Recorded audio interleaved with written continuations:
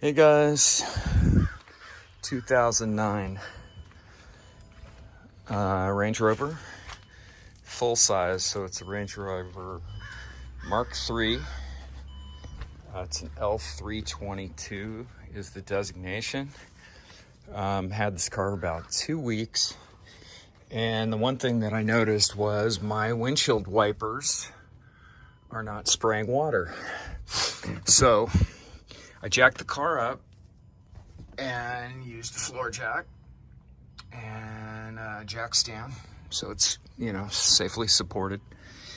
Pull the wheel, and if you remove the fastenings on the front portion of the driver's side wheel well, you can get to the reservoir.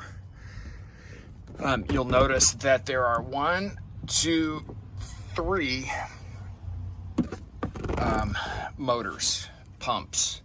The biggest one sprays water on the headlights, okay, which actually I don't even like using that because it makes a mess. So I pulled the fuse on that so it doesn't spray. The middle one and the far right side one are identical pumps. So one of them's for the front, one of them's for the rear window. They may be reversed. The wire on them might be reversed if somebody did what I just did, which is they can't get their pump to work, and to make sure that it's the pump, what they did was they simply pulled out the pump and switched the terminal connections. So they're identical pumps. It's no big deal to switch them. I am going to get a replacement one. In fact, I already ordered it. I went through Amazon, found one that looks just like this one. And unlike the dealer who wants to charge like 90 bucks, I think, for this part,